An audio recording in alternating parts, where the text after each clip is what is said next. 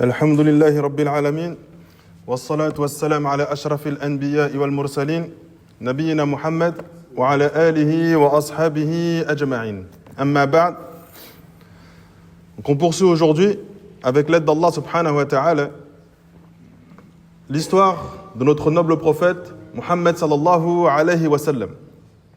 Et dans les cours précédents, avant cette petite coupure, on avait parlé de la vie des Arabes avant la naissance du prophète sallallahu alayhi wa sallam et du comportement qu'ils avaient, et même durant la vie de notre prophète Muhammad alayhi salatu wa sallam. On avait parlé que notre prophète sallallahu alayhi wa sallam, lorsqu'il est né, son père était déjà décédé. C'est-à-dire que lorsque sa mère était enceinte de lui de 2 mois, son père il a fait un voyage dans lequel il est décédé. Ensuite, à sa naissance, il a été confié à Halima Sa'diya, donc à une nourrice. Il est resté 2 ans avec elle. Ensuite, elle a souhaité le garder un peu plus, alors que normalement, elle devait le garder que 2 ans, le sevrage, le temps de l'allaitement. Et elle a vu que cet enfant lui apportait de nombreuses bénédictions dans sa vie. Alors elle a demandé à la mère du prophète alayhi salatu wassalam de le garder un peu plus. Alors elle a gardé jusqu'à 4 ou 5 ans, jusqu'à ce que vienne l'avènement de Shaqqus Sadr. Les anges sont venus pour ouvrir la poitrine du prophète sallallahu alayhi wa sallam et de lui nettoyer son cœur. Après cet événement, il a été rendu à sa mère et il est resté avec sa mère un peu moins de 2 ans. Donc lorsqu'il avait à peu près 7 ans, d'accord, plutôt Afwan, lorsqu'il avait à peu près 7 ans, il est mort, sa mère est morte. Ensuite, il a été confié à son grand-père, Abd al-Muttalib. Il est resté un certain temps avec lui. Et on savait que Abd al-Muttalib, il avait un grand amour pour cet enfant. L'une des raisons pour lesquelles Abd al-Muttalib avait un grand amour pour cet enfant, c'est que le père de Mohammed, qui était Abdallah, était l'un des enfants préférés de Abd al-Muttalib. Et lorsque Abdallah est décédé, Abd al-Muttalib, il a eu une grande peine dans son cœur. Et c'est comme s'il avait déchargé cet amour pour son fils vers son petit-fils Mohammed sallallahu alayhi wa sallam. On avait mentionné également que ce prénom Mohammed, c'est pas un prénom qui était connu chez les Arabes. Lorsqu'on lit les textes et qu'on voit les prénoms des compagnons, on ne trouve pas d'autres Mohammed. Très rare. Il n'y en a eu que quelques-uns qui ont été appelés ainsi, mais ce n'était pas un prénom qui était connu chez les Arabes. Et on avait mentionné 4 personnes qui avaient prénommé leur enfant Mohammed, dont Abd al-Muttalib, qui avait prénommé son petit-fils Mohammed. Et la raison de cela, c'est qu'ils ont fait un voyage en direction du Shem et qu'ils avaient rencontré un moine qui leur avait annoncé qu'il y allait avoir dans la péninsule arabique et notamment à Mecca un prophète qui allait arriver qui portait le nom de Mohammed. Et donc ces 4 personnes, dont Abd al-Muttalib, lorsqu'ils sont revenus à Mecca et qu'ils ont eu des enfants, chacun d'entre eux a appelé son fils Mohammed. Mais Abd al-Muttalib, il ne pouvait plus avoir d'enfants, il était dans un âge avancé, il n'a pas eu d'autres enfants. Donc lorsque cet enfant est né, il a décidé, lui, de l'appeler avec ce nom qui est Mohammed alayhi salatu wassalam. Et donc lorsqu'il a été confié à Abd al-Muttalib, on sait que Abd al-Muttalib, il lui a voué un grand amour. Abd al-Muttalib, il avait un endroit auprès de la Kaaba où les notables de Mecca lui avaient fait une assise qui était réservée à Abd al-Muttalib, qui était un grand chef de Mecca et quelqu'un d'extrêmement respecté. Et personne ne pouvait s'asseoir à cet endroit-là, si ce n'est Abd al-Muttalib. Mais le prophète Mohammed sallallahu alayhi wa sallam, alors qu'il était encore petit, venait pour s'installer à cet endroit-là et les gens s'approchaient de lui pour l'extirper, pour le sortir de cette place. Et Abd al-Muttalib au loin leur faisait un signe pour leur montrer que lui, c'est le seul dans tout Mecca qui a le droit de s'asseoir à cet endroit-là, même si Abd al-Muttalib n'y est pas installé. Donc ça montrait aussi la valeur que Mohammed avait aux yeux des gens. On sait qu'un jour, il y avait un homme qui s'est retrouvé auprès de la Kaaba et qui a entendu quelqu'un d'autre en train d'invoquer Allah subhanahu wa ta'ala pour lui rendre son enfant. Et il a questionné, il a dit, c'est qui cet homme qui est tout tremblant en train d'invoquer pour qu'on lui rende son enfant? Il dit, cet homme c'est Abd al-Muttalib. Et il a envoyé Mohammed dans une de ses affaires pour aller récupérer un troupeau. Et Mohammed, il n'a jamais tardé à accomplir les affaires. Il est toujours revenu en temps et en heure. Mais là, il commence à tarder. Alors il a été pris de frayeur et il invoque Allah subhanahu wa ta'ala pour qu'il puisse le ramener sain et sauf. Et lorsque Mohammed est arrivé, Abd al-Muttalib, il l'a pris dans ses bras, il a dit plus jamais je ne me séparerai de toi. Et il est toujours resté aux côtés du prophète Mohammed sallallahu alayhi wa sallam. Ensuite, Abd al-Muttalib, Allah subhanahu wa ta'ala reprend son âme. À qui est-ce que Mohammed est confié? À son oncle. Son oncle, c'était qui? Pas Abu Jahl. Abu Talib. On sait que Abd al-Muttalib, il a eu 10 garçons. D'accord? 10 garçons et 6 filles. Pourquoi il a confié dans ces 10 garçons, pourquoi il a confié Mohammed à Abu Talib? Pourquoi pas aux autres? Pourquoi il a choisi Abu Talib? Parce que Abu Talib, il a le même père et la même mère que le père du prophète. D'accord? C'était pas, comme on dit aujourd'hui, des demi-frères ou des demi-sœurs. Non, ils avaient le même père et la même mère. Donc ils savaient, Abd al-Muttalib, que Abu Talib allait s'occuper de Mohammed comme si c'était son propre enfant. Parce qu'ils sont issus du même père et ils sont issus de la même mère. Donc il confie Mohammed à Abu Talib. Et Abu Talib, à son tour, il voue un grand amour au prophète sallallahu alayhi wa sallam. Donc il avait une grande affection pour lui, une grande attention pour lui. Il le traitait comme si c'était son propre fils, voire plus encore. Ibn Sa'd, il rapporte في طبقاته عن ابن عباس رضي الله عنه قال لما توفي عبد المطلب قبض أبو طالب رسول الله صلى الله عليه وسلم إليه فكان يكون معه وكان أبو طالب لا مال له. Lorsque Abd al-Muttalib il est décédé, il a été mis sous la protection et sous la charge de Abu Talib. Abu Talib, il était connu pour ne pas avoir beaucoup de richesses. وكان يحب رسول الله حبا شديدا لا يحبه ولده. Et il avait un amour pour le prophète sallallahu alayhi wa sallam qu'il n'avait même pas pour ses propres enfants. C'est-à-dire que Abu Talib, il avait un grand amour pour le prophète sallallahu alayhi wa sallam. وكان لا ينام إلا إلى جنبه. Le prophète, il ne dormait pas si c'était aux côtés de Abu Talib. ويخرج فيخرج معه. À chaque fois qu'Abu Talib sortait pour une affaire, le prophète sallallahu alayhi wa sallam sortait avec lui. Et il a commencé à être à sa charge lorsque le prophète avait à peu près 8 ans. وكان يخصه بالطعام. Et il lui réservait une part spéciale de sa nourriture. وكان إذا أكل عيال أبي طالب جميعا. Lorsque la famille de Abu Talib se réunissait tous ensemble pour manger, أو فرادى لم يشبعوا. Lorsqu'ils se réunissaient tous ensemble pour manger et que Mohammed n'était pas là, eh bien, ils n'étaient jamais rassasiés.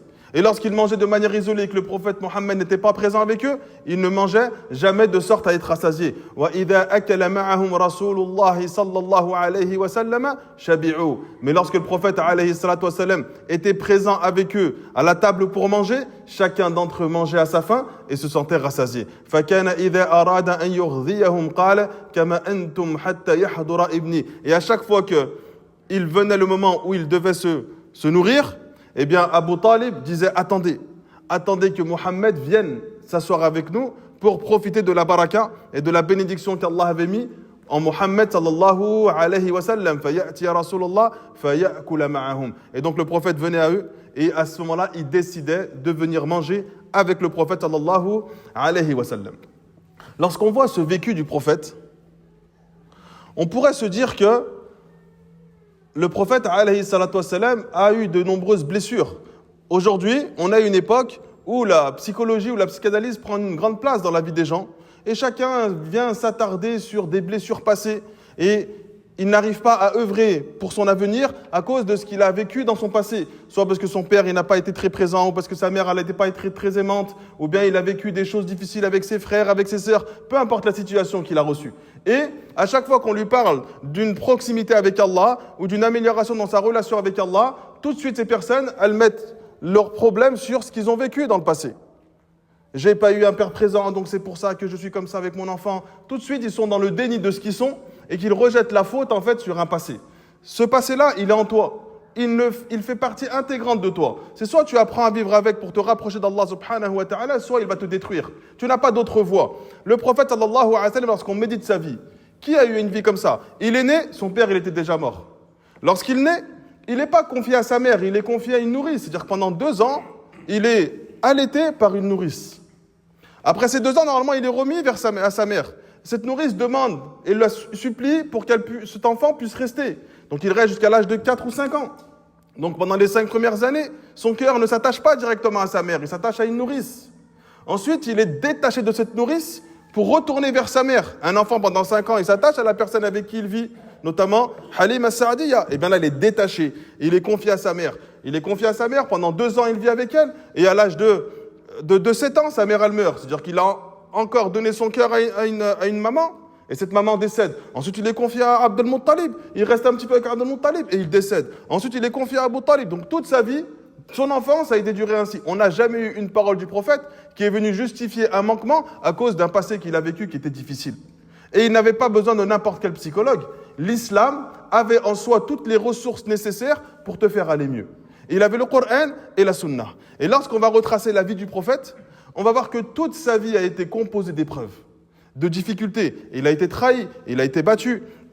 On a fait des tentatives d'assassinat. Parfois, on l'a frappé jusqu'à ce qu'il s'évanouisse. On a tué des compagnons devant lui. On a torturé des compagnons devant lui. Des gens l'ont trahi, ils l'ont abandonné. Toute sa vie a été composée ainsi. Son épouse Khadija, radiallahu anha, qui avait confié sa vie au prophète et tous ses biens au prophète pour le bien de la da'wa, est décédée. Son oncle Abu Talib, qui était le protecteur du prophète, est décédé. Il s'est retrouvé désemparé. L'année où Khadija et Abu Talib sont morts, à 1 mois d'intervalle, on appelait ça l'année de la tristesse. Pendant 1 an, on a vu le prophète, il était triste. Et malgré cela, le prophète, il a continué à se rapprocher d'Allah Azza wa Jal. Sur ces 7 enfants, il y en a 6 qui sont morts avant lui, dont des enfants en bas âge, et notamment ces garçons. Et on sait que les Arabes, ils voient un grand honneur au fait d'avoir des garçons, et que ces enfants, notamment Abdallah, certains disent qu'Abdallah, il est mort, il était en âge de monter sur une monture, c'est-à-dire qu'il a eu le temps d'attacher à lui, de lier son cœur à cet enfant, et Allah subhanahu wa ta'ala lui reprend son âme. Eh bien, le prophète, il était connu pour être l'homme le plus souriant. Et dans toutes les descriptions qu'on a du prophète, il était tout le temps souriant, tout le temps bienveillant, tout le temps gentil envers les gens. Il n'a jamais remis un quelconque mauvais comportement sur une blessure passée ou un traumatisme qu'il a vécu dans le passé. Eh bien, quand on reprend cette vie du prophète sallallahu alayhi wa sallam, on arrive à avoir un grand amour pour lui. Et plus tu développes de l'amour pour le prophète, plus tu as envie de vivre et d'obéir à ses enseignements. L'objectif de faire les cours sur la vie du prophète, c'est de développer dans le cœur du croyant un amour grand pour le prophète qui va lui permettre d'obéir à ses enseignements et de ne pas remettre en doute sa parole. Et donc, le prophète, il est confié à Abu Talib et il reste avec Abu Talib. Depuis ses 8 ans, à peu près, il reste avec Abu Talib. Ensuite, Abu Talib, on a dit qu'il le ramène dans n'importe quel endroit où il allait, jusqu'à ce qu'il va en terre du Shem. Et on sait que les Arabes, ils avaient pour habitude d'aller en direction du Shem, donc la grande Syrie, pour faire du commerce. D'accord ? Donc ils avaient pour habitude de faire du commerce. Et Abu Talib, kharaja Abu Talib ila Shem. Abu Talib, il sort en direction du Shem. Wa kharaja ma'ahu an-nabiy sallallahu alayhi wa sallam fi ashyakh min Quraysh. Il sort, le prophète, avec Abu Talib et d'autres encore notables de Mecca. Falamma ashrafu ala al-rahib. Une fois que, dans leur voyage, ils sont passés devant un moine qui s'appelait Bahira. Ils se sont arrêtés auprès de lui. Bahira, il avait l'habitude de voir les Arabes venir faire du commerce. C'était quelque chose qui n'était pas nouveau chez lui. D'accord ? À chaque fois que les gens partaient faire du commerce, il passait devant lui. Et jamais Bahira, il ne s'est arrêté, ni même il leur a adressé la parole, ni même il s'est intéressé à eux. À aucun moment, il ne s'est intéressé à eux. Que lorsque le prophète sallallahu alayhi wa sallam est sorti ce jour-là avec Abu Talib. فَخَرَجَ إِلَيْهِمُ الرَّاهِبُ. À ce jour-là, lorsqu'il passe devant le Bahira sort, se lève et va jusqu'à Abu Talib et ceux qui étaient avec eux. وَكَانُوا قَبْلَ ذَلِكَ يَمُرُّونَ بِهِ فَلَا يَخْرُجُوا إِلَيْهِمْ. Alors qu'au préalable, ils sortaient, à chaque fois ils passaient devant lui et ils ne leur prêtaient pas attention. وَلَا يَلْتَفِتُوا إِلَيْهِمْ فَقَالَ وَهُمْ يَحُلُّونَ رِحَالَهُم. Donc il est parti vers eux alors qu'ils étaient en train d'attacher leur monture. Il s'est avancé vers eux, il est parti à leur rencontre et il a pris la main du prophète sallallahu alayhi wa sallam. Donc il prend la main du prophète et il dit هَذَا سَيِّدُ الْعَالَمِينَ. Celui-ci, ce sera le messager du Seigneur des mondes. هَذَا رَسُولُ رَبِّ الْعَالَمِينَ. Celui, ça sera le maître de l'univers, dans le sens, ça sera parmi les êtres humains, celui qui aura la place la plus noble. وَهَذَا رَسُولُ رَبِّ الْعَالَمِينَ. Ce sera le messager du Seigneur de l'univers. يَبْعَثُهُ اللَّهُ رَحْمَةً لِلْعَالَمِينَ. Allah, il va l'envoyer lui comme étant une miséricorde pour l'humanité. فَقَالَ لَهُ أَشْيَاخٌ مِنْ قُرَيْشٍ مَا عِلْمُكَ. Alors les notables de Mecca, notamment Abu Talib, lui dit quelle est la raison pour laquelle tu dis cela? Qu'est-ce qui t'a poussé à dire cela? فقال إنكم حين أشرفتم من العقبة لم يبق شجر ولا حجر إلا خر ساجدا. Parce que lorsque vous êtes sortis et que vous êtes apparus de derrière cette aqaba, derrière cette colline, tous les arbres et toutes les pierres se sont inclinées après votre passage. Et cela ne se produit que pour un prophète. Donc Abu Hira, il a observé, à chaque fois que ces Arabes passaient, tous les éléments se prosternaient. Eux, ils ne s'en rendaient pas compte, parce que ça se passait après leur passage. Mais Abu Hira, il a observé. Et il a dit, cette chose-là ne se produit que lorsque c'est un prophète qui passe. ثم رجع فصنع لهم طعاما. Alors il les a gardés et il leur a préparé de la nourriture. فلما آتاهم به وكان يعني بحيرة في رعية الإبل قال أرسلوا إليه. Donc Bahira, il leur prépare de la nourriture. Ils viennent à eux et ils préparent la nourriture. Le prophète, il était un petit peu éloigné. C'était encore un enfant. Et il lui dit, Bahira, il dit, ramenez cette nourriture auprès de cet enfant. فأقبل وعليه غمامة تظله. Et ils se sont approchés du prophète sallallahu alayhi wa sallam. Et le prophète, il était assis à un endroit. D'accord? Et il avait profité de l'ombre de l'arbre. Il leur a présenté la nourriture. Ensuite, ils lui ont dit, Bahira, il a dit, vous allez l'asseoir à un autre endroit. Donc l'arbre, il faisait de l'ombre. Vous allez le mettre dans l'endroit où il n'y a pas d'ombre. Alors ils ont pris le prophète, ils l'ont mis dans cet endroit-là, et il leur a dit, observez. Et l'arbre, il a basculé son ombre jusqu'à faire de l'ombre vers le prophète Mohammed sallallahu alayhi wa sallam.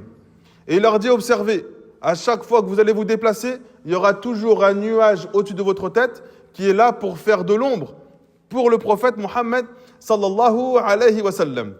Et observez encore, à chaque fois que vous allez traverser un élément, vous allez le voir se prosterner après votre passage. Et donc ils ont observé tous ces éléments. Et Bahira l'avait observé. Et ils ont vu que l'arbre a fait de l'ombre, l'arbre s'était incliné et qu'un nuage les suivait de manière continue pour faire de l'ombre à cet enfant qui était le prophète Mohammed sallallahu alayhi wa sallam. Dans ce récit, il y a un passage sur lequel les savants ils ont divergé sur son authenticité. On va le citer, d'accord? Mais sachez que sur cette fin de récit, il y a une longue divergence, notamment Cheikh Al-Albani, rahimallahu ta'ala, il authentifie la fin de ce passage, et d'autres savants, comme Al-Bayhaqi, considèrent ce passage munkar qu'il faut délaisser. On le mentionne, d'accord, simplement pour l'utilité du récit. Lorsqu'ils étaient dans cette situation où Bahir, il était en train de leur montrer les différents miracles que le prophète vivait déjà depuis son enfance, il y a un groupe de Romains qui arrive et qui vient à eux. Et il s'adresse notamment à Bahira, à ce moine. Et Bahira, il leur dit, quelle est la raison pour laquelle vous êtes venus? Et les Romains ont dit, nous avons une information comme quoi le prophète va sortir durant ce mois. Et l'une des raisons pour laquelle ce récit, certains disent qu'il n'est pas authentique, c'est que le prophète, il était encore un enfant. Il n'aurait pas pu avoir l'information que ce prophète allait arriver, alors que la prophétie, elle allait la recevoir bien plus tard. Et d'autres mentionnent qu'ils ont eu l'information qu'un enfant était né avec des signes de la prophétie, notamment le sceau de la prophétie, et que cette information est arrivée jusqu'aux Romains, et ils ont commencé à chercher, d'accord, dans toute la péninsule arabique, où est-ce que cet enfant allait se trouver. Il n'y a pas un chemin dans lequel des gens ont été envoyés pour rechercher cet enfant. Et on a reçu une information qu'il était dans les parages. Et c'est la raison pour laquelle nous avons été envoyés dans ton chemin qui passe devant le monastère de Bahira. Bahira, il leur dit, est-ce que il y a une personne qui est meilleure que vous?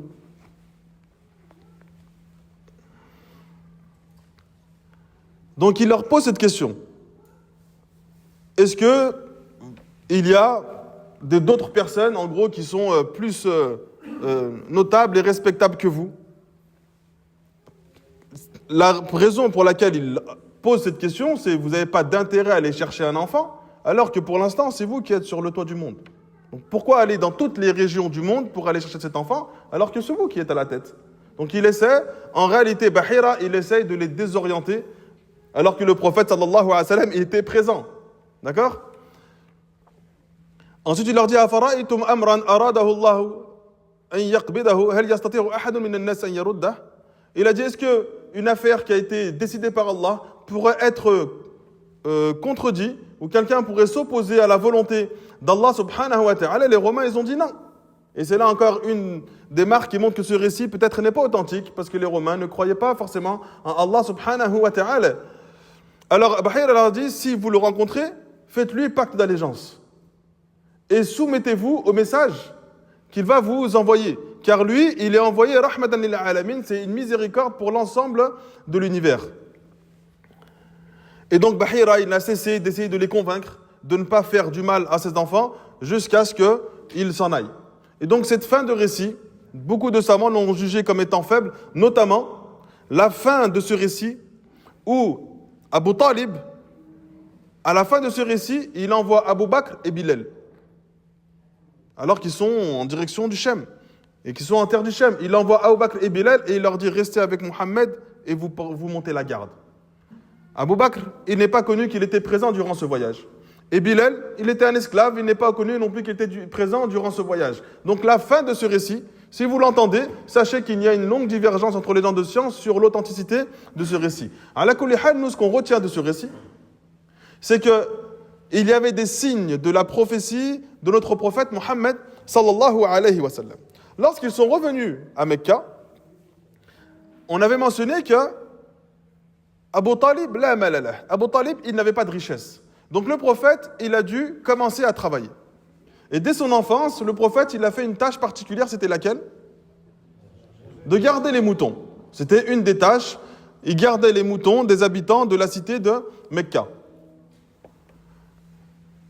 Et il avait pour habitude de travailler de manière très acharnée. Il était très persévérant dans son travail, dans sa proximité, et dans les biens qu'on lui octroyait. D'ailleurs, une petite parenthèse, le prophète, tout au long de sa vie, les Arabes, avant même qu'il reçoive la prophétie, ils lui confiaient leurs richesses pour qu'il les garde.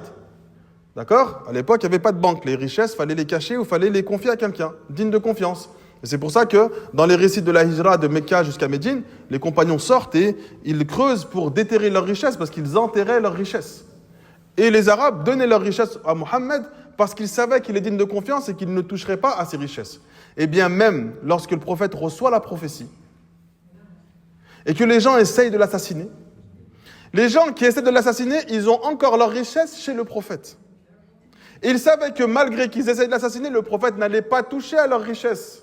Il n'y a que quand le prophète part à Mecca, à Médine, il laisse Ali ibn Abi Talib à Mecca et il lui dit, tu vas transmettre toutes les richesses que l'on m'a confiées à leurs propriétaires. Et il part. Alors qu'ils ont passé la vie à le torturer, à l'insulter, à le mépriser, à faire du mal à ses compagnons.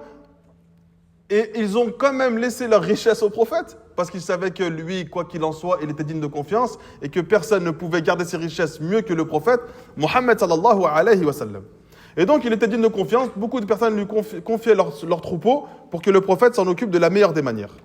Et c'est pour ça que le prophète dit dans un récit, Ma ba'athallahu nabiyyan illa ra'al ghanam. Allah n'a pas envoyé un messager sans que ce messager ait eu pour fonction le fait de garder les moutons.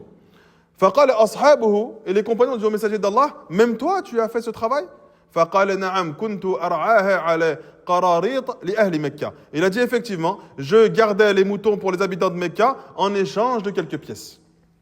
On a d'autres récits rapportés par Al-Bukhari où le prophète nous dit بعث موسى وهو راعي غنم. Moussa a reçu la révélation alors qu'il était un berger. وبعث داود وهو راعي غنم. Et Daoud a reçu la révélation alors qu'il était également un berger. وبعثت أنا وأنا أرعى غنما لأهلي بأجياد. Et moi aussi quand j'ai reçu la révélation, je gardais les moutons, d'accord, pour ma famille de Ajiyad. Il y a une hikmah. الحكمة في رعي الأنبياء عليهم السلام للنعم. Les raisons pour lesquelles les prophètes ont eu à leur charge les moutons, d'accord? Et en fait, il y a une sagesse venant d'Allah subhanahu wa ta'ala. Premièrement, أنه ça les entraîne, d'accord, التمرن برعيها على ما يكلفونه من القيام بأمور أمتهم. La première des raisons, c'est que ça va leur permettre d'acquérir de l'expérience dans la gestion de ce qui va leur être confié comme musulmans de cette communauté et de faire preuve de patience et de responsabilité. Parce que lorsque on s'occupe de moutons, d'accord, on a cette responsabilité de gérer tout un troupeau. Et du coup, ça permet au prophète de prendre cette habitude dans la gestion, d'accord, d'une communauté ou dans la gestion d'un groupe. Deuxièmement, أن في مخالطتها ما يحصل لهم الحلم والشفقة. Tous les bergers sont connus pour développer des qualités de patience et de compassion et d'indulgence. En fonction des différents troupeaux que l'on garde, par exemple, ceux qui s'occupent de chameaux, d'accord, ils sont connus pour être durs. Le chameau, il est connu pour être un animal extrêmement dur, extrêmement rancunier. Si tu lui fais du mal, plusieurs années après, il peut se rappeler de toi et te rendre ce mal-là. Le chameau, il est connu pour ça. Eh bien, celui qui s'occupe des chameaux, il développe cette dureté. D'accord ? Et ça, c'est connu. Les moutons, c'est un animal qui est très doux, très docile. Eh bien, celui qui s'occupe des moutons, souvent, il développe cette indulgence, cette compassion et cette qualité de patience. Les moutons, l'objectif du mouton et du berger, c'est de tout le temps faire ensemble, de rassembler le troupeau, alors qu'il a toujours tendance à vouloir se disperser. D'accord ? Il a toujours tendance à vouloir se disperser. Donc le mouton, il est en train de se disperser, le berger, il est là pour les rassembler. Ensuite, les moutons, c'est toi qui dois les diriger d'un endroit à un autre. Le chameau, il n'est pas comme ça. Le chameau, il a la capacité de partir 6 mois dans le désert, personne ne sait où il est, et ensuite il revient auprès de son maître. C'est pour ça d'ailleurs que le prophète sallallahu alayhi wa sallam, lorsqu'il parle de l'apprentissage du Coran, il dit « Il est plus dur à garder que le chameau une fois qu'il s'en va. » C'est-à-dire que le chameau, une fois qu'il part, tu ne le retrouves plus. C'est lui qui décide quand est-ce qu'il revient auprès de son maître. Et bien l'apprentissage du Coran, si tu le délaisses, il part, ça y est, tu n'arrives plus à retrouver ton apprentissage et ta mémorisation si tu ne fais pas attention à le garder. D'accord ? Donc quand le prophète cite ce hadith, c'est en connaissance de cause de la situation du chameau. Eh bien les moutons, eux, ils ont besoin, ils ne se sauvent pas. Mais c'est le berger qui doit les déplacer à chaque fois d'un endroit à un autre. Et les moutons, ils ont une caractéristique, c'est que chaque mouton, il a un tempérament différent. Chaque mouton, il a un tempérament différent. Et lorsqu'il est dans un groupe, à chaque fois, le mouton, il a tendance à vouloir sortir et s'égarer. Et c'est pour ça que les bergers ont souvent des chiens avec eux pour que le mouton ne s'égare pas et qu'il ne se retrouve pas dans le territoire des loups et qu'il se retrouve à se faire manger. Donc, un berger, il a la capacité de gérer un troupeau. Eh bien, les prophètes, ils ont eu cette fonction parce qu'ils vont avoir à leur charge la gestion de toute une communauté avec des comportements différents, des caractères différents, une tendance à toujours vouloir aller vers le péché et à s'éloigner du péché. C'est pour ça que le prophète, sallallahu alayhi wa sallam, il a dit mon exemple vis-à-vis de vous, c'est l'exemple d'un feu qui est allumé. Et tous les moustiques et tous les insectes veulent se jeter dans le feu parce qu'ils sont attirés par la lumière. Et puis moi, j'essaye d'empêcher chaque insecte de tomber dans le feu. Eh bien, la communauté, elle est ainsi. Le prophète sallallahu alayhi wa sallam nous ordonne d'adorer Allah subhanahu wa ta'ala. Il nous montre c'est quoi les péchés qu'il faut éviter. Mais nous, on est attirés par la beauté et la lumière de ce péché dans notre cœur qui est noirci. Et donc, on essaie de se tirer vers ce péché. Et le prophète, il fait tout son possible pour nous encourager à délaisser le fait de rentrer dans ce feu, à l'image des insectes, lorsqu'ils voient un feu, ils se précipitent dedans parce qu'ils sont attirés par cette lumière. Une autre caractéristique des bergers et des moutons, c'est que ça va permettre à ces différents prophètes de s'occuper d'un être faible. Le mouton, il est connu pour sa faiblesse. Et il est de nature docile et il est de nature vulnérable. Et donc, étant donné que le prophète a eu l'habitude de s'occuper de quelque chose qui était faible et de l'empêcher d'être touché de se disperser, d'être touché dans le territoire des loups, eh bien, ça permet au prophète de comprendre comment chaque mouton il doit se comporter avec lui pour que lui ne se retrouve pas dans le territoire interdit. Et lorsqu'il vient avec cette révélation, il vient avec cette prophétie, il sait exactement comment chaque musulman il va devoir lui parler, s'adresser à lui pour que lui ne tombe pas dans la désobéissance. Et ça, c'était une des caractéristiques extrêmement fortes du prophète, C'est qu'il avait cette facilité à s'adresser à chaque personne selon ce que lui a besoin de recevoir comme message, sans transgresser le message d'Allah subhanahu wa ta'ala, sans travestir le message. Parfois, on voit des gens qui veulent absolument appeler d'autres à l'islam d'une manière qui est autre que celle du prophète, parce que lui, il a décidé que cette personne-là devait recevoir un message différent parce qu'il a besoin d'avoir plus d'attention, plus de... on doit être plus affectif envers lui, donc il va transformer, travestir et changer le message du prophète simplement pour que lui le reçoive de la meilleure des manières. Mais c'est pas parce que lui il a le cœur qui est perverti que toi qu'il faut que tu changes la religion simplement pour que lui il se dise la religion finalement c'est pas quelque chose de trop difficile. Non, tu appelles les gens avec le même message, d'accord ? Mais ta façon de t'exprimer d'une personne à une autre peut changer. Mais le message reste le même. Il n'est pas modifié, il n'est pas changé, il n'est pas transgressé, mais tu t'adresses à chaque personne de manière à ce que lui accepte la vérité venant d'Allah subhanahu wa ta'ala. Eh bien, les prophètes, ils ont reçu cette qualité parce qu'ils ont dû se comporter avec chaque troupeau ou chaque mouton de sorte à ce que lui ne s'égare pas. Quatrièmement, l'une des raisons aussi, c'est que le prophète a tout le temps enseigné à ses compagnons de se nourrir avec un salaire qu'ils ont acquis de leurs propres mains. Et ça, c'est une qualité des prophètes, c'est qu'ils n'ont jamais été dans la demande aux autres. Ils n'ont jamais rien demandé. Ils ont toujours fait en sorte de recevoir un salaire qui était issu du travail de leurs propres mains. Et donc, ça montre la modestie du prophète sallallahu alayhi wa sallam. C'est pour ça que le prophète nous dit Ma akala ahadun ta'aman qad khayran min an ya'kula min amali yadihi. Et une personne n'a mangé une nourriture meilleure que celle qu'il a acquis grâce à la labeur de ses mains, au travail de ses mains.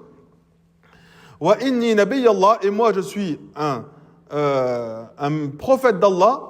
Plutôt, wa inna nabiyallah Daoud, afwan, et certes le prophète d'Allah Daoud, kana ya'kulu min amali yadi. Et certes le prophète Daoud, alayhi salam, il se nourrissait du fruit de son travail. De ce hadith-là, on tire des enseignements. C'est que le prophète, comme cela est rapporté par Ibn Hajar dans le Fath al-Bari, donc là ce qu'on va mentionner, c'est cité par Ibn Hajar. Et de ce hadith, il montre fadl al-amali bil yad wa taqdim ma yubashiruhu ash-shakhs bi nafsihi ala ma yubashiru bi ghayrihi. Il met en évidence la valeur du travail manuel et qu'une personne va acquérir un salaire grâce aux efforts de ce qu'elle a fait de ses mains, d'accord, et qu'elle n'est pas dans la demande des biens d'autrui. D'ailleurs, les pieux prédécesseurs, donc les savants des premières générations, ils étaient extrêmement durs envers celui qui recherchait la science sans avoir développé au préalable un moyen de subvenir à ses propres besoins. Sufyan al-Thawri, comme cela est mentionné par Cheikh Abd al-Razzaq al-Badr, il dit que Sufyan al-Thawri, un jour, il est passé devant un groupe d'étudiants qui étaient assis à la mosquée sacrée.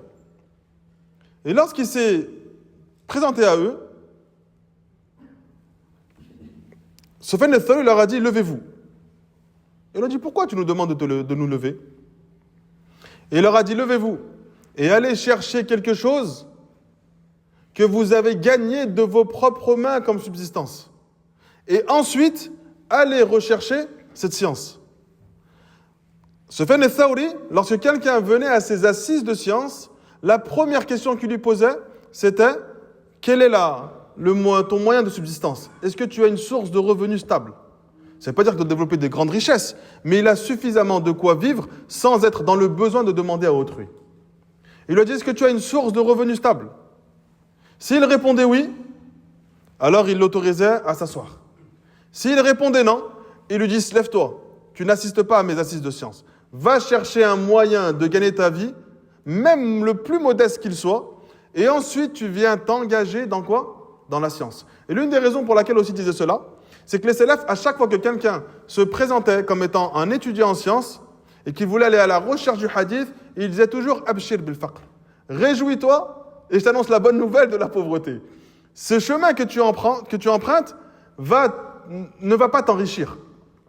Et donc, ils avaient fait de la recherche de subsistance un moyen de mieux réussir ses études. C'est-à-dire qu'en fait, étant donné que tu as développé quelque chose qui te permet de subvenir à tes besoins, alors cela va te permettre de mieux étudier. Et d'ailleurs, il y a un livre qui a été écrit parmi un savant des anciennes générations sur l'importance de l'argent. Et l'importance de l'argent à leur époque. Et il disait que celui qui a une richesse stable, qui lui permet de ne pas être très soucieux, il a plus de facilité à adorer Allah subhanahu wa ta'ala, et il a plus de facilité à étudier la religion que celui qui n'a aucun revenu et qui n'a aucune richesse. Parce que celui qui a des revenus stables, lui, son esprit, il est complètement concentré dans l'apprentissage de la religion. Il a son esprit, il est complètement concentré dans l'adoration d'Allah subhanahu wa ta'ala. Mais celui qui a des revenus instables, ou celui qui n'a pas du tout de revenus, ou celui qui délaisse la recherche de revenus, il est tout le temps en train de stresser ou d'être en réflexion sur comment subvenir à ses besoins. Donc il est important pour le serviteur de ne pas être dans la demande des biens d'autrui. Tu te débrouilles par quelque moyen qu'il soit pour développer un revenu stable, même si ce revenu est modeste. Parce que le musulman, il n'est pas celui qui demande les biens d'autrui. Le musulman est celui qui recherche une subsistance stable pour sa personne, et il verra que lorsqu'il développe cette subsistance stable, il aura beaucoup plus de facilité à apprendre la religion d'Allah subhanahu wa ta'ala. Si toi, aujourd'hui, tu manques d'argent, et quand on dit on manque d'argent, on ne parle pas de grande richesse. Mais si tu manques d'argent, même le cours qu'on a fait aujourd'hui, il y a quand même dans ton esprit une sorte d'amertume, de ne pas avoir plus, de ne pas avoir un cœur plus concentré. Et lorsque tu rentres en prière, ton esprit, il est tout le temps concentré à quoi ? À comment gagner plus. D'ailleurs, quand on rentre en prière, on s'aperçoit que dans cette prière, on pense régulièrement à ce qu'il y a dans le plus profond de notre cœur. Un jour, Ibn Qayyim, rahimallahu ta'ala, un homme, il s'est adressé à lui. Il a dit, lorsque je rentre en prière, je n'arrive pas à me concentrer, je ne pense pas à Allah. Et là, Ibn Qayyim, rahimallahu ta'ala, il donne une réponse extrêmement puissante et il lui dit, c'est parce que dans ton cœur, tu aimes des choses plus qu'Allah. Quand tu rentres en prière, si dans ton cœur, tu es dans des pensées autres que cette adoration, c'est que ton cœur, il est plus intéressé à ses pensées, à ce que ça va obtenir, et souvent c'est que des biens de ce bas monde, que Allah subhanahu wa ta'ala. Eh bien, celui qui développe une richesse qui lui permet d'avoir une vie stable, il verra que quand il rentre en prière, il n'est pas trop préoccupé par ça. Parce que Allah subhanahu wa ta'ala lui a apporté de nombreuses bénédictions. Il peut avoir d'autres préoccupations, d'autres pensées. D'ailleurs, quand on arrive pendant le mois du Ramadan et qu'on arrive pour la salat du Tarawih, chacun d'entre nous, il est en train de s'imaginer une vie qu'il n'a jamais eue et qu'il n'aura jamais, simplement parce que son cœur, il aime cela. Pourquoi il n'est pas concentré à la lecture du Coran ? Pourquoi il ne se dit pas que là, Allah subhanahu wa ta'ala se présente devant moi ? Le prophète sallallahu alayhi wa sallam nous dit, le serviteur, lorsqu'il entre en prière, Allah azza wa jal ramène son visage et sa face jusqu'à devant le serviteur. Et Allah azza wa jal reste ainsi en face de toi tant que tu es concentré dans ta prière. Dès que ton cœur se dissipe et se disperse et va vers d'autres pensées, Allah subhanahu wa ta'ala se retire. C'est comme si cette prière n'avait plus aucune utilité auprès de notre Seigneur, Allah subhanahu wa ta'ala. Eh bien, on ne dit pas qu'il faut développer des richesses de sorte à être le plus riche du monde. On dit qu'il faut que tu sois quelqu'un qui ait une richesse stable, qui te permet de mieux adorer Allah subhanahu wa ta'ala. Et cette richesse stable, tu dois la développer toi-même. Car le prophète sallallahu alayhi wa sallam a travaillé durement tout au long de sa vie pour avoir une richesse qui lui appartenait. Et pour ne pas être dans la demande des biens d'autrui. Regardez Allah subhanahu wa ta'ala. Ou plutôt là, le prophète sallallahu alayhi wa sallam nous dit wa inna nabiyyallahi Daoud, certes le prophète d'Allah Daoud, kana ya'kulu min amali yadi, mangeait de ce qu'il avait gagné de ses propres mains. Pourquoi le prophète a cité Daoud alors que c'est tous les prophètes qui étaient concernés par ça ? Pourquoi Daoud ? Pourquoi Daoud a été cité par le prophète comme étant celui qui s'efforçait, d'accord, de manger que de ce qu'il avait gagné de ses propres mains, alors qu'en réalité, tous les prophètes ont été concernés par cela. Pourquoi Daoud ?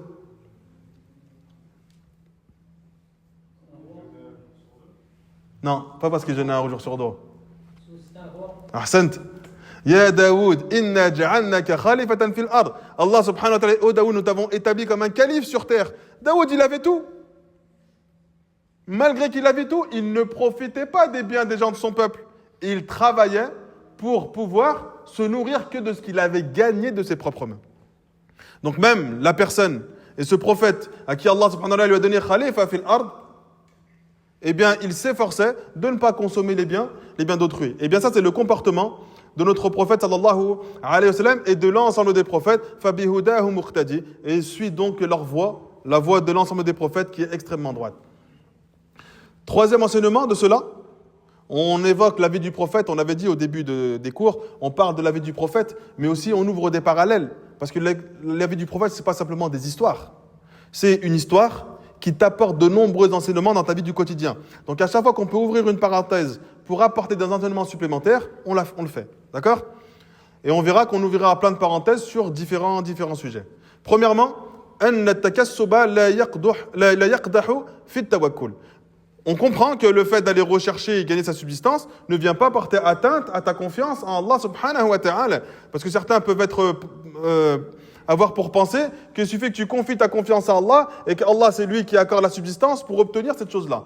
Eh bien toi, quand tu veux obtenir une chose, tu fais l'effort pour l'obtenir. Un jour, Omar ibn Khattab, radiyallahu anhu, il a vu des gens autour de la Kaaba qui étaient en train de faire la manche. Il a dit « Men antum » Ils ont dit « Nahdun mutawakkilun » Qui êtes-vous ? Il a dit « Nous sommes ceux qui plaçons notre confiance en Allah. » Il a dit « Kadhabtum » Vous avez menti. En gros, vous faites la manche et ensuite vous prétendez que vous avez placé votre confiance en Allah. Il dit « Kadhabtum » Celui qui place sa confiance en Allah, celui qui plante une graine dans la terre et qui attend qu'elle pousse pour pouvoir s'en nourrir. C'est celui qui a vraiment confié qui a donné sa confiance à Allah subhanahu wa ta'ala. Quatrièmement, وفيه أن ذكر الشيء بدليله أوقع في نفس سامعه. On tire un enseignement de cette parole du prophète, notamment lorsqu'il dit « Et certes, le prophète Daoud se nourrissait que de ce qu'il avait gagné de ses propres mains. » C'est que lorsque tu parles d'un sujet, lorsque tu ramènes une preuve sur ce sujet, c'est plus facile pour celui qui écoute de l'accepter. Parce que le prophète, là, il s'adresse aux compagnons. Les compagnons auraient pu se dire, mais là, c'est le prophète qui parle. De toute façon, on écoute et on obéit. Mais le prophète, il a apporté une preuve supplémentaire pour justifier et pour prouver que ce qu'il dit, c'est véridique. Il leur a dit, le serviteur, la meilleure chose qu'il peut avoir et se nourrir, c'est ce qu'il a gagné de ses propres mains. Et certes, le prophète Daoud, lui aussi l'a fait. Donc, il a apporté la preuve de ce qu'il est en train de dire. Alors que le prophète Daoud, on a dit que c'était un Khalifa fil ard, un calife sur terre. Donc il avait de nombreuses richesses venant de notre Seigneur Allah subhanahu wa ta'ala. Combien de temps il reste avant la salat là ? Il reste 35 minutes ? Ouais, machallah, c'est bien. Donc là, c'est une partie de la vie du prophète. Maintenant, on avait mentionné que le prophète sallallahu alayhi wa sallam, il a vécu dans un contexte dans lequel il y avait de nombreuses guerres et de nombreuses batailles chez les Arabes, et notamment des batailles tribales. D'accord ?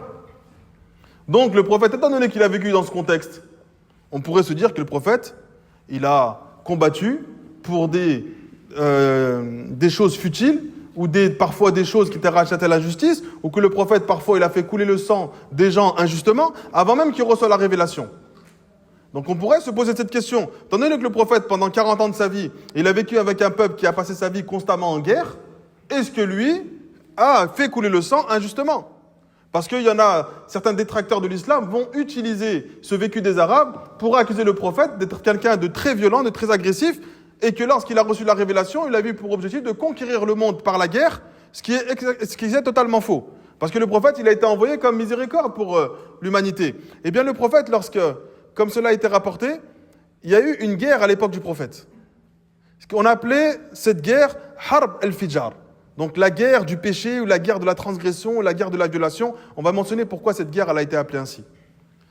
لما بلغ الرسول صلى الله عليه وسلم 15 سنة وقيل 20 سنة. Lorsque le prophète il est arrivé à l'âge de 15 ans, et dans certaines versions lorsqu'il est arrivé à l'âge de 20 ans. Mais ce qui semblerait être le plus juste, c'est que cet événement il s'est passé lorsque le prophète il avait 15 ans. على كل حال. هاجت حرب الفجار. C'est à ce moment-là qu'a éclaté la guerre de El-Fijar. وكانت بين قريش ومن معها من كنانة. Cette guerre, elle a concerné directement la tribu de Quraysh et leurs alliés de El-Kinana. Donc habituellement, les guerres, ce sont des guerres tribales. Et donc, si tu n'es pas issu de cette tribu, tu n'es pas concerné par la guerre. Ils font la guerre entre eux et toi, tu es épargné. Sauf que là, cette guerre, elle a lieu directement chez la tribu du prophète Mohammed sallallahu alayhi wa sallam. Et chez les Arabes, lorsqu'un enfant atteignait l'âge de 15 ans, voire 20 ans, il était prêt à la guerre. Donc, il était normalement programmé pour aller combattre. Mais le prophète sallallahu alayhi wa sallam, lorsque cette guerre a éclaté, et que c'est une guerre qui était issue des gens de sa tribu, donc il avait normalement pour fonction d'aller combattre, il n'a porté aucun coup dans le champ de bataille. La seule chose qu'il avait, et il n'a pas porté de coup parce qu'il avait peur, c'est parce que le prophète était quelqu'un qui n'était pas attaché aux choses de ce bas monde. Allah, étant donné qu'il lui avait ouvert la poitrine quand il était enfant et qu'il avait nettoyé son cœur, il n'avait pas une forme d'injustice programmée chez lui. Donc il savait que ce sang qui coulait, c'était un sang qui coulait de manière injuste. Alors il n'a porté aucun coup. La seule chose que le prophète faisait, il est parti dans le champ de bataille, il a pris son bouclier, s'est présenté auprès de ses oncles et il a simplement protégé ses oncles sans avoir mis aucun coup.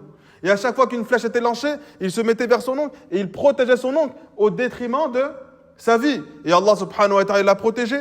Il a fait en sorte que le prophète ne soit pas blessé durant cette bataille. De la même manière que lui, il a essayé de protéger ses oncles durant cette bataille, de sorte à ce qu'il ne soit pas impacté. Alors que le prophète, il aurait pu combattre.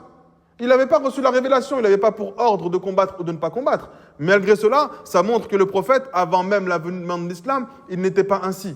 Alors comment, lorsqu'il reçoit cette miséricorde d'Allah, il devient quelqu'un de violent, agressif et qui a pour objectif de faire couler le sang de l'ensemble de l'humanité? Cette guerre, pourquoi elle a été appelée Harbul Fijar? Pourquoi elle a été appelée la guerre de El Fijar? La guerre de la violation, de la transgression. Cette guerre, elle a été appelée ainsi parce qu'elle a eu lieu pendant un des mois sacrés. On avait mentionné que les mois sacrés existaient avant même l'avènement de l'islam. D'accord? Et il y avait 4 mois sacrés. Pourquoi ils étaient sacrés ces mois? C'est quoi l'objectif avant l'islam de ces mois sacrés? C'est que les gens, pendant ces 3 mois, dans les 4 mois sacrés, il y en a 3 qui se succèdent et un qui est tout seul, c'est Rajab.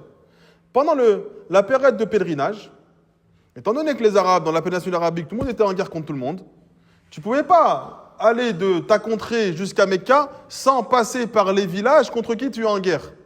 Donc les Arabes, ils ont mis des mois sacrés dans lesquels il était interdit de combattre durant ces mois. Pour que les gens partent de leur ville ou de leur contrée et qui se dirigent à Mecca, donc ils vont traverser des villages contre qui ils sont normalement en guerre, ou des gens peut-être ils ont tué des membres de leur famille, mais ils avaient pour ordre de ne pas combattre. Et les Arabes, ils respectaient énormément les engagements qu'ils avaient. Et ça, ces 3 mois qui se succèdent, c'est pour le Hajj, donc le temps de partir au Hajj, de faire le Hajj et de revenir. Et l'adoration du Hajj était présente parce qu'elle vient directement du prophète Ibrahim alayhi salam.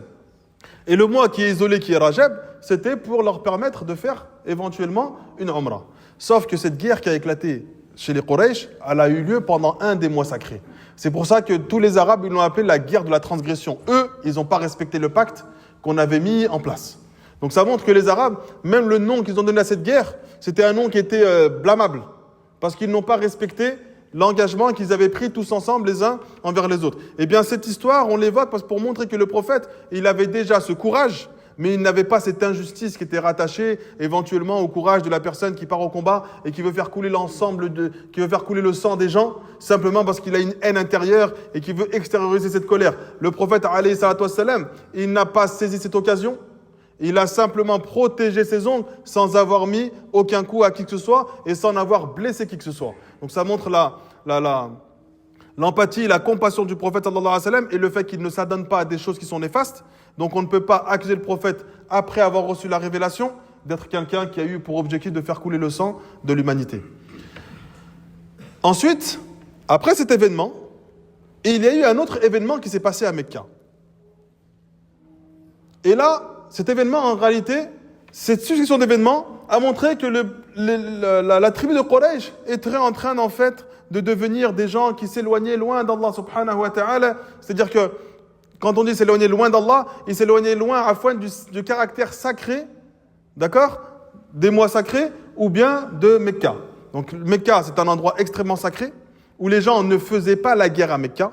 C'est pour ça qu'on avait évoqué au tout début, lorsque Abraha il est venu pour conquérir Mecca et détruire la Kaaba. Abd al-Muttalib, lorsqu'il s'est adressé à lui, il a dit cette Kaaba appartient à Allah.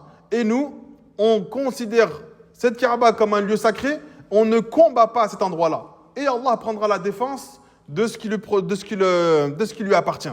Donc chez les Arabes, il était connu qu'à Mecca, l'injustice ne doit pas se répandre, et les guerres ne doivent pas se répandre, et le sang ne doit pas couler, et que les guerres ont toujours lieu à l'extérieur de Mecca. Sauf que lors de cette bataille, Ça a eu lieu en plein milieu d'un mois sacré et dans les tribus de Quraysh. Ensuite, il y a un autre événement qui se passe juste après. Et l'imam Suhayli, il dit qu'il y a eu un pacte. Ce pacte, on l'a appelé Hilf al-Fudul, donc le pacte d'Al-Fudul. Ce pacte-là, comme il dit Suhayli, كان حلف الفضول أكرم حلف سمع به وأشرفه في العرب. C'était en réalité un pacte que les Arabes ils ont fait entre eux. D'accord? Il dit que c'est le pacte le plus noble de l'histoire des Arabes. Si ce pacte, il a une histoire. On était pendant le mois sacré de Dhul Qa'da. Donc quelques mois, d'accord? Donc on était encore dans cette période où il y a eu la guerre de El-Fijar, d'accord? Donc il y a eu les 3 mois qui se succèdent, et là on est dans le mois de Dhul Qa'da. Un homme qui s'appelait de la tribu de Az-Zubayd, donc de la région du Yémen, il vient avec des marchandises qu'il avait vendues à un homme qui s'appelle Al-As ibn Wa'il. Cet homme, Al-As ibn Wa'il, il est originaire de Quraysh. Al-As ibn Wa'il, il prend la marchandise et il refuse de payer cet homme et ce marchand. Donc, cet homme de la tribu de Zubayd, il va chercher des soutiens chez d'autres tribus de Mecca. Donc il va voir Abd-Dar, il va voir Makhzoum, il va voir Jumah, il va voir Sahm, il va voir Adi ibn Ka'b, et chacun d'entre eux refuse de le soutenir. Au-delà de refuser de le soutenir, ils l'ont maltraité encore plus que le premier. Alors lorsqu'il a vu le mal qu'il était en train de subir, Sa'ida ala jabalin Abi Qubays inda tulu'i ash-shams wa Quraysh inda al-Ka'ba. Cet homme, il a attendu le lever du soleil et il est monté sur la montagne de Abu Qubays alors que les notables de Mecca ils étaient autour de la Kaaba. Wa nada bi abyatihi al-mashhura. Il a commencé à faire des vers de poésie qui sont connus chez les Arabes. Il dit ala fihrin لمظلوم بضاعة ببطن مكة ناء الدار والنفر ومحرم أشعث لم يقضى عمرته يا للرجال وبين الحجر والحجر إن الحرام لمن تمت كرامته ولا حرام لثوب الفاجر الغادر. Il leur dit aux gens de Fihr, aux gens de Quraysh, un homme opprimé a été dépouillé de sa marchandise au cœur de la Mecque, loin de sa maison et loin de ses proches. Il n'y a personne pour prendre sa défense. C'est un pèlerin ébouriffé, il était dans les mois sacrés. Il est encore en état d'ihram, il n'a même pas encore eu le temps d'accomplir sa umrah. Ô hommes de Quraysh, réagissez, soyez courageux, ceux qui se trouvent entre le Hijr et la pierre noire, parce qu'ils étaient à cet endroit-là à ce moment-là. Le sanctuaire sacré de Mecca n'est sacré que pour celui qui respecte la dignité des autres. Mais cet sanctuaire sacré ne sera jamais sacré pour celui qui porte le vêtement de l'injustice et de la trahison. Lorsqu'il a lancé ce poème, Az-Zubayr ibn Abd al-Muttalib, donc Az-Zubayr, le fils de Abd al-Muttalib, donc l'oncle du prophète sallallahu alayhi wa sallam, il dit, quel est cet homme? Qui est cet homme qui lance cet appel et qui semble extrêmement opprimé? Et pourquoi il s'est retrouvé à Mecca sans aucun soutien? Alors, la tribu de Banu Hashim, Banu Zuhra et Banu Taym ibn Murra, ils sont rassemblés dans la maison de Abdullah ibn Jud'an pour porter secours à cet opprimé. Et à ce moment-là, ces tribus de Mecca, elles ont fait un pacte. Elles ont fait le serment de s'unir et de défendre collectivement, tous ensemble, chaque personne qui est opprimée dans le sanctuaire sacré de Mecca, jusqu'à ce que son droit il soit complètement restitué. Et ce pacte, il a été appelé Hilf al-Fudul, donc le pacte d'Al-Fudul, parce qu'il y a 3 personnes qui sont à l'origine de ce pacte, et les 3, ils ont pour prénom Al-Fadl. On a Al-Fadl ibn Fudala, wa Al-Fadl ibn Wada'a, wa Al-Fadl ibn al-Harith. Donc, ils ont appelé ce pacte le pacte des Fudul, parce que Fudul, c'est le pluriel de Al-Fadl. Donc, ils ont fait ce pacte-là. Ensuite, ils sont partis auprès de Al-As ibn Wa'il, qui avait usurpé les biens de cette personne, qui avait pris sa marchandise et qui avait refusé de lui payer. Et donc, ils lui ont repris ces biens et ils les ont restitués à cet homme qui était originaire du Yémen. Le prophète sallallahu alayhi wa sallam, plus tard, a dit لَقَدْ شَهِدْتُ فِي دَارِ عَبْدِ اللَّهِ بْنِ جُدْعَانَ حِلْفًا لَوْ دُعِيتُ بِهِ فِي الْإِسْلَامِ لَأَجَبْتُ. J'ai été convié à un pacte. Donc, le prophète, il avait à peu près 15 ans. J'ai été invité, je suis venu, c'est ce qui montre la noblesse du prophète. C'est-à-dire que normalement, ce pacte, il est fait qu'entre les notables de Mecca eh bien le prophète a participé, il a assisté, donc ils ne l'ont pas repoussé ou rejeté, parce qu'en fait le prophète il était extrêmement aimé de l'ensemble des gens de Mecca. Il dit, j'ai témoigné, j'ai assisté à ce pacte, dans la maison directe de Abdullah ibn Jud'an.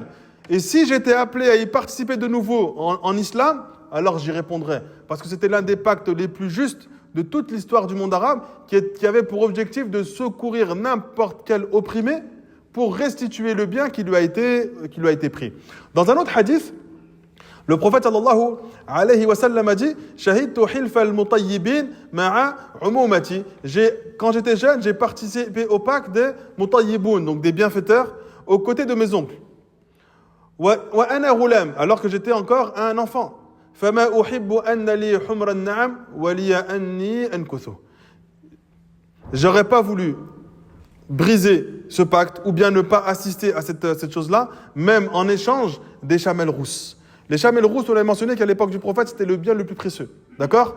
Donc c'est humrun na'am, c'était les chamelles rousses, c'était le bien le plus précieux à Mecca. Celui qui possédait des chamelles rousses, c'était quelqu'un qui était extrêmement riche. Donc c'est comme si aujourd'hui quelqu'un il a de l'or ou du pétrole, il est connu pour sa richesse, et bien à l'époque du prophète c'était cela. D'ailleurs c'est pour ça que le prophète nous dit, et dit à Ali ibn Abi Talib, si Allah guide par ta cause ne serait-ce qu'une seule personne, c'est meilleur pour toi que les chamelles rousses.